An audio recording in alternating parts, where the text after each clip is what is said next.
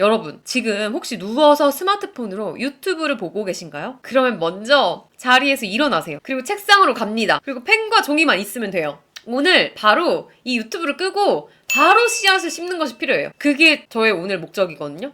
여러분이 오늘부터 성장했으면 좋겠습니다. 가만히처럼 가만히 있으면 안 돼요. 제가 10년 동안 끌어당김의 법칙을 실행을 해보면서 느낀 점을 이야기해보려고 해요. 자, 일단 끌어당김의 법칙은 생각의 씨앗을 심는 것부터 시작합니다. 생각을 하는 것이죠. 하지만 깊이 있게 씨앗을 심어야 합니다. 끌어당김 법칙이 왜 욕을 먹을까요? 뭐냐면요. 생각했더니 나는 이루어지지 않던데? 라고 말하는 분들이 계십니다. 왜냐하면 실행이나 행동으로 이어지지 않아서 였을 거예요. 그래서 저는 끌어당김과 작은 행동들을 연결해 나가는 것이 중요하다고 생각을 해요. 씨앗을 심고 그리고 싹을 틔우고 나무를 만들어라 라고 생각을 하며 수직적으로 이렇게 표현을 할 수 있겠죠. 하지만 수평적으로 생각을 해볼게요. 성공을 수치화하기는 어렵겠지만 100점이라고 해보겠습니다. 그러면 생각은 마이너스 50점입니다. 아직 플러스가 아닌 거죠. 플러스는 눈에 보이는 행동이에요. 플러스 1에 해당하는 행동은 저에게 사진 붙이기였습니다. 제가 끌어당긴 법칙을 처음으로 성공했던 일화가 있는데요. 바로 원하는 직장에 취업하는 것이었어요. 들어가고 싶은 직장의 사진을 책상 위에 붙여놨어요. 그리고 매일 들여다보고 준비를 했죠. 그래서 2년 만에 원하던 꿈의 직장에 들어가게 되었습니다. 그 당시에 그 1점에 해당되었던 행동인 사진 붙이기만 한 것은 아니었습니다. 저는 한 3점 정도 행동에 해당하는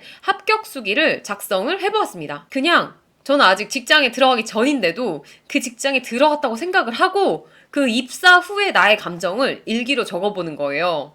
그 당시에는 제가 생각해도 웃기다라고 생각은 했지만 뭐 내 일기장 아무도 안 보고 아무도 모르는데 어때요? 근데 그런 행동 하나하나가 제가 마이너스에서 플러스로 넘어오는 행동이 되었던 거예요. 그리고 직장을 들어가기 위해서 필요한 요소들을 막 알아봤어요. 분류한 항목에 맞게 공부를 했죠. 필요한 스펙을 쌓기도 했고요. 면접을 위해서 말투, 눈빛, 앉은 자세, 문을 열고 들어가는 모습까지 동영상으로 기록하면서 준비했었습니다. 취업이라는 목표, 그 100점에 다가가기 위해서 마이너스 50점이라는 생각에서 시작해서 1점짜리 사진 붙이기, 3점짜리 합격 소감 작성해보기, 10점짜리 취업에 필요한 요소 분석하기 등의 단계를 통해서 100점까지 갈 수 있었던 것이죠. 결국에 제가 그 눈에 보이지 않았던 마이너스 50점짜리 생각을 하지 않았다면 그 결과를 이룰 수 있었을까요? 절대 아닐걸요? 부의 해답이라는 책에서는 이렇게 뒷받침합니다. 잉태의 법칙으로 시간을 버텨라. 그리고 행동하라. 라고 합니다. 씨는 뿌릴 시기가 따로 있고 수확을 거둘 시기가 따로 있다고 해요. 저는 2년 동안 잉태의 법칙, 행동의 법칙까지 잘 수행했기 때문에 성과를 얻은 것이죠. 아마 끌어당긴 법칙이 사기야. 아, 나는 안 되더라고. 라고 생각하는 사람들은 바로 잉태의 법칙과 행동의 법칙을 무시했기 때문이라고 생각을 합니다. 여러분 혹시 R은 VD라는 말 들어보셨나요? R은 Realization을 의미하고요. VD는 Vivid Dream을 의미합니다. 즉, 현실은 생생하게 꿈꾸면 이루어진다 라는 것이었어요. 꿈꾸는 다락방이라는 책에서 처음 알게 된 개념이었죠. 제가 처음에 그 책을 읽고 나서 와, 이런 것이 다 있구나 라고 생각을 했었는데요. 이 개념은 지금 보니 끌어당김의 법칙을 다른 비유법으로 설명한 책이었습니다. 시크릿 책이 유명해지면서 끌어당김의 법칙이 있다는 것을 저는 그때 처음 알게 되었어요. 그러면서 대충 어떤 개념인지도 알게 되었죠. 하지만 그 개념 믿어도 되나? 아니, 생각이 우리 현실에 직접적인 영향을 준다고? 끌어당긴 법칙으로 성공한 사람들이 많은 것까지는 알겠는데 그게 과학적인 근거가 있나? 라는 생각이 들더라고요. 제가 은근히 이론적 근거를 중요시하는 사람이었더라고요. 대신에 과학적 근거를 발견해 주신 분이 계셨습니다. 바로 론다 번님과 핵심 저자로 시크릿이라는 책을 쓰셨던 존 아사라프님이십니다. 존 아사라프님은 시크릿에서 부족한 부분을 보완해서 2008년도에 새롭게 부의 해답이라는 책을 내놓으셨습니다. 그 부의 해답이라는 책에서는 세상을 바꾼 천재 과학자들의 이론으로 끌어당긴 법칙을 설명을 해주셨습니다. 그래서 엄청난 근거다라는 생각이 들었죠. 자세한 내용을 보면요. 아인슈타인이 발견한 귀중한 진리는 한마디로 모든 것은 에너지이다 입니다. 바위, 행성, 손, 사람이 만지고 느끼고 냄새 맡을 수 있는 모든 것은 분자로 되어 있어요. 분자는 다시 원자로 구성이 되고 원자는 다시 양성자와 중성자로, 그리고 이것은 다시 진동하는 에너지로 구성되어 있습니다. 이 개념이 바로 양자 물리학입니다.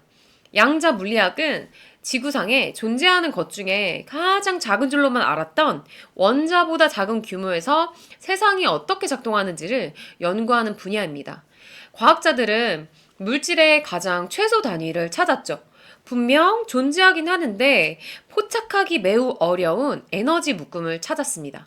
바로 양자입니다. 결국 물리학자들이 끌어당긴 법칙을 과학적으로 설명할 수 있는 힌트를 주었습니다. 모든 것은 에너지로 되어 있다. 다시 말하면 사물과 에너지는 절대적으로 구분되지 않는다 라고 볼 수가 있어요. 물리적인 세상과 우리의 정신적인 세상 사이에 존재하는 경계선은 이렇게 허물어집니다. 근데 에너지 차원 아래에 그보다 더 기본적인 차원이 존재한다고 하더라고요. 물리학자의 말에 의하면 정보장이라고도 불리지만 의식이라고 해석하면 좋을 것 같아요. 처음 들으시는 분들은 생소하시죠?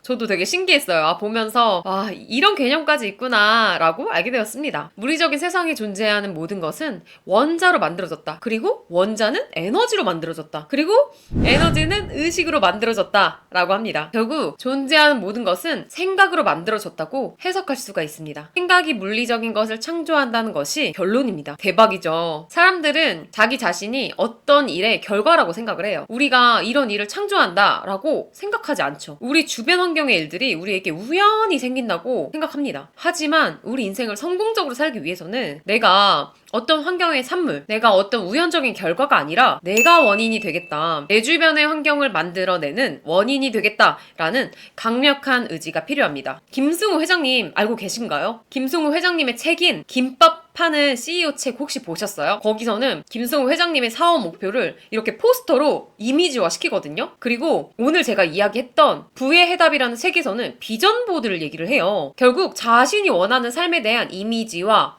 글을 기록해 두는 것입니다. 그리고 눈으로 계속 보는 거예요. 생각을 뿌리 깊숙이 심는 거죠. 내 삶의 방향을 잊지 않게 말이에요.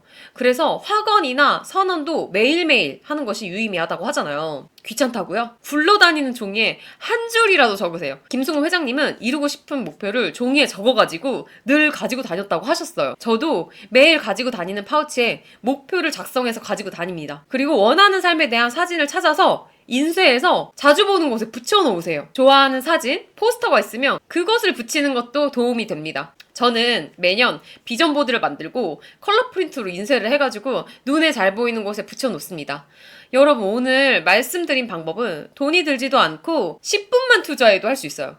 그러니까 꼭 오늘이 여러분의 인생을 바꾸는 작은 시작점이 되셨으면 좋겠습니다. 오늘도 제 긴 이야기 들어주셔서 감사합니다.